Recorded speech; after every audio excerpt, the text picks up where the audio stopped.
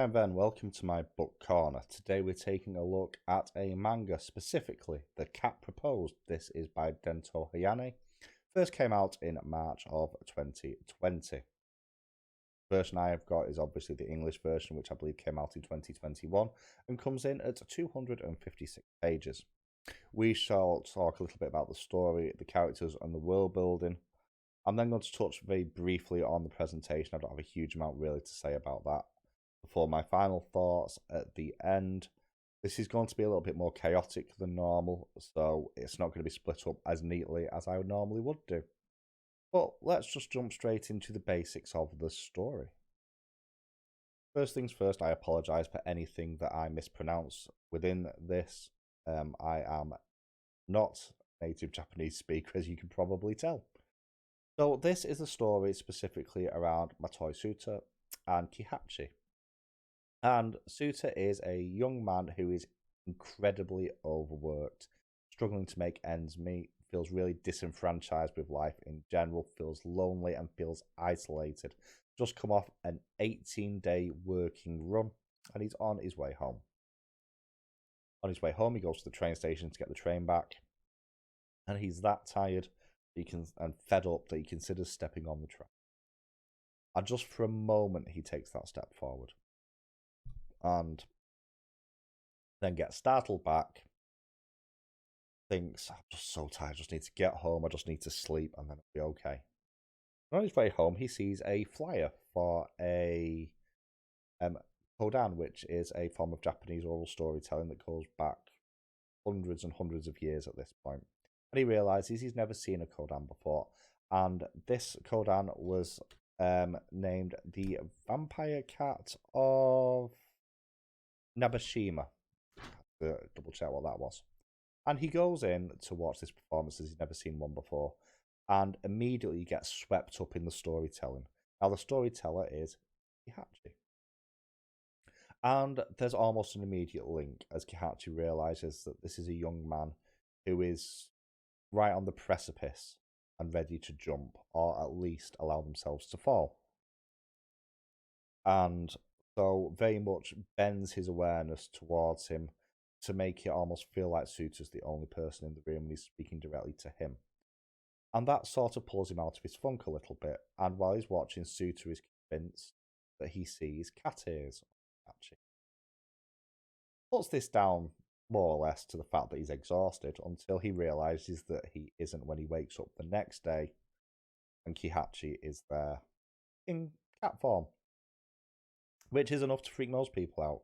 Now, the reason he's in cat form is because he is a bakeneko, which is a form of Japanese yokai or supernatural spirit. The drawback here is that this means that a human has seen a bakeneko, something that is not allowed by bakeneko society. So to get around this, it is decided by Kihachi that Souta will be his mate. And they have to go through a whole ceremony within bakeneko society to basically get, for want of a better term, married, or bonded at least, to help make sure that the secret of the bakeneko is maintained, that they are remembered as merely a myth and not a real thing. And you have a situation as these two get to know each other first of all, and Souta is obviously slightly jumpy at this. In general, this is a very overworked and exhausted young man who just jumps at the simplest of things. And there's plenty of jumps and scares in here for him as he goes through this very dreamlike sequence, especially as he begins to consider that he's just completely snapped, as you probably would do. And you also have Kihachi, who feels a real sort of pull towards Souta. But also, Souta is mortal, he's just human. Kihachi is a spirit, nearly immortal in many regards. So whilst he does this because there is a natural pull towards each other, he's also doing it to protect him so that he doesn't kind of tell people about the bakeneko. So he keeps him at arm's length and pushes him away. But while he's pushing him away, he's also insisting on taking care of him. So you have a strange to and fro that's a bit confusing at times for the character of Souta, who does not feel deserving of this level of attention. And doubled with that, with how standoffish Kihachi becomes, he feels like he's being a burden and eventually it runs away. And Kihachi realizes that by his action of keeping him at arm's length, he's actually made things worse. Now they do get reunited. Kihachi does find him again, as Souta sort of calls out for him in his dreams. And that links into the world building. There is a lot of flavour in here to do with bakeneko specifically. There's information about the kodans, and in particular, what's interesting is the kodan that Hiachi himself actually reads and tells, I should say, because it's very much frowned upon by the other bakeneko, the stories that he's telling, because of the nature of them.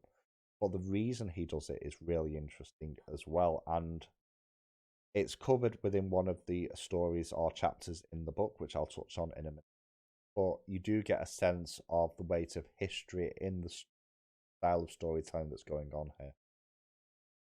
The illustrations in the book are, as you would expect from a manga. I continue to really love the sort of coloured first page that you get in them. I think it's absolutely beautiful. I'd love to get some of these framed. And the book itself, in terms of presentation, it's really well not annotated, that's the wrong word. It's well drawn all the way through. You get a true sense of proper emotion on the characters' faces. It doesn't drop into what I like to call the sort of anime stereotypes, with the very, very plain faces with almost like the asterisks and so on to denote various emotions. Although it does happen on occasion, it's not the main thing in there. And I think a lot of that is to do with the drawing of the eyes in particular, which are really, really expressive throughout. And when you're in like the bakeneko side of the story and you're seeing like the temples and how well drawn they are, it feels very historical in many regards, which I really appreciated as well. But the other thing is, it's split up into stories or chapters, 7 in total, plus a final one at the end when they get physical for the first time. And it does split the tale up quite well. They're not all of equal length, they do vary, but it does bookend each point of the story really well.